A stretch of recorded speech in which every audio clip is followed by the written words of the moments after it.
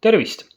Enne kui ma hakkan rääkima teadustööst, milles võeti kokku sisuliselt kõik varem tehtud heal tasemel uuringud lihastreeningu mõjust laste vaimsele võimekusele ja õpitulemustele, tahaksin ma sulle soovitada ühte väga head videot, mis on puhtjuhuslikult mu enese tehtud ja milles ma selgitan, miks lapsed peaksid tegema regulaarselt jõutreeningut. Ja viida sellele videole leiad sa video alt jutukastist. Ja enne kui me nüüd läheme edasi tänase põhiteemaga, tahaksin ma kiirelt ümber lükata mõned müüdid, mis pärinevad peamiselt eelmise sajandi 50-ndatest kuni 60-ndatest aastatest ja mida kahjuks ikka veel väga laialdaselt usutakse ja levitatakse. Esiteks, jah, lihastreening sobib lastele juba alates 4. kuni 5. eluaastast ja sellel on igas vanuses olemas positiivsed mõjud, kuigi need positiivsed mõjud on eri vanuses lastele pisut erinevad. Teiseks, ei, lihastreening ei ole ohtlik, sest teadusuuringud näitavad, et lapsed saavad arstide tähelepanu vajavaid vigastusi jõusaalist oluliselt enam isegi kodus ja väljas mängides või ringi liikudes, rääkimata sellistest spordialadest nagu jalgpall või muud meeskondlikud spordialad. Ja kui see laps teeb regulaarselt jõutreeningut, vähendab see tegelikult ka teadusuuringute kohaselt oluliselt igasuguste vigastuste tekkeriski väljaspool jõusaali. Kolmandaks, ei, jõutreening ei vähenda ei lastel ega tegelikult ka täiskasvanutel painduvust. Regulaarne lihastreening on hoopis üks liigesliikuvuse tagamise ja parandamise parimaid viise. Neljandaks, ei, jõutreening ei pane lastel kinni ei luukasvu ega üldist kasvu. Seda on väga põhjalikult uuritud ja selliste väidete kinnitamiseks puuduvad igasugused teaduslikud andmed. Ja viiendaks, ei, jõutreening ei muuda su last endasse tõmbunud maniakiks. Regulaarset lihastreeningut tegevatel lastel on oma füüsiliselt mitte nii aktiivsete eakaaslastega võrreldes keskmiselt oluliselt parem vaimne tervis, kõrgem enesehinnang ja enesekindlus. Nii, sai vist põhiasjad ette loetud. Tuleme siis tänase põhiteema juurde ja uurime, kas väide, et mõni inimene on loll seetõttu, et ta oli trennis, kui tarkust jagati, vastab lihastreeningu ja laste puhul tõele.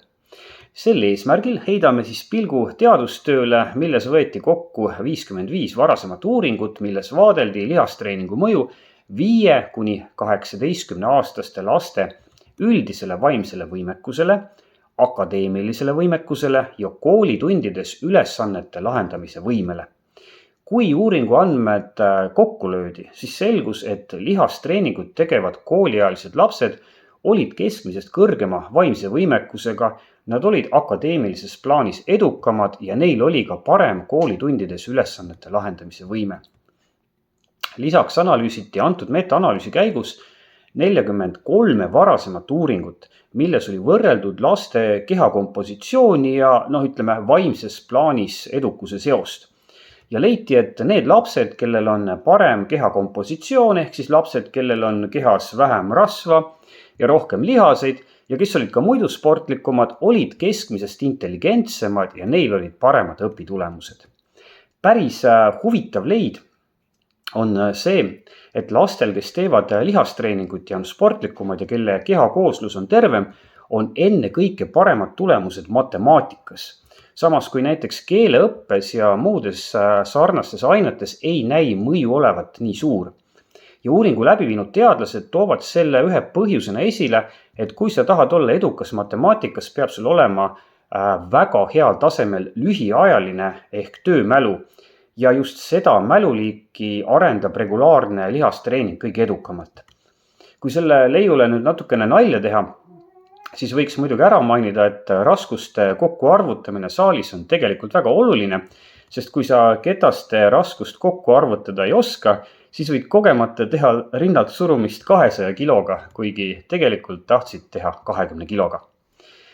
Teine minu arvates huvitav mõte tuleneb sest, et me teame tegelikult juba aastakümneid, et regulaarne füüsiline aktiivsus tõstab laste vaimset võimekust ja muudab nad koolis targemaks ja tublimaks. Aga seda on seni uuritud peamiselt lähtudes aeroobsest treeningust.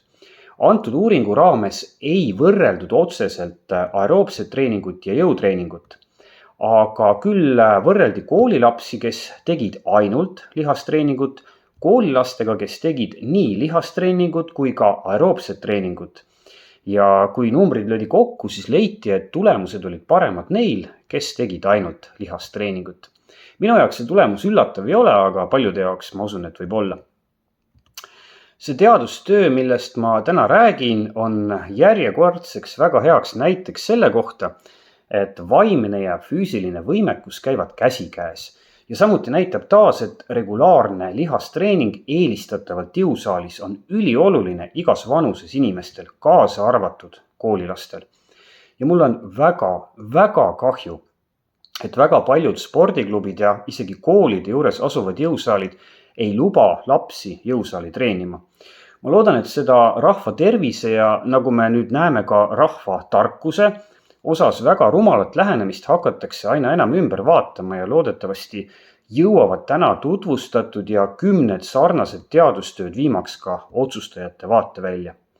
Ja ma võin öelda, et ma olen isiklikult ses plaanis hädas, sest ma üritan oma 9-aastase tütrega regulaarselt koos jõusaalis treeningut teha ja mul on olnud väga raske leida jõusaali, kus see on võimalik. Ma arvan, et asjakohane on siinkohal väike pöördumine lapse vanemate poole. Kui sa tahad, et su laps oleks praegu ja tulevikus füüsiliselt ja vaimselt terve ja võimekas, siis on väga oluline, et sa leiaksid võimaluse, et ta teeb juba alates väga varajasest noorusest regulaarselt ka jõutreeningut. Kirjuta spordiklubidele ja jõusaalidele ja seleta neile, miks see on vajalik ja kui on tarvis, siis saada neile see video ja nõua nendelt spordiklubidelt ja saalidelt, et nad lubaksid sinu lapse ja teised lapsed jõusaali. Muidugi peab keegi neil silma peal hoidma ja loomulikult peab keegi neile õpetama, kuidas on hea ja õige lihastreeningut teha. Aga praegu ei saa lapsed jõusaali enamikes kohtades isegi siis, kui nad lähevad sinna koos vanemaga või siis on lapsevanem näiteks palganud lapsele personaaltreeneri. Ja see on täiesti ajuvaba. Ja vaata, selline suhtumine minu arvates annab suure panuse selleks, et meie lapsed on tulevikus paksud, rumalad, haiged ja õnnetud inimesed, kes on koormaks nii endale kui ühiskonnale. Ja mul on hirmus kahju, et riiklikul ja muudel otsustajate tasanditel ei ole sellest ikka veel aru saadud. Nii et togige neid spordiklubisid ja võtke nööbist kinni kas või sellele Riigikogu liikmel, kes teid parlamendis esindab ja uskuge mind, üheskoos me oleme tugevad. Aga nii kaua, mis ma oskan öelda, jõusaalis näeme.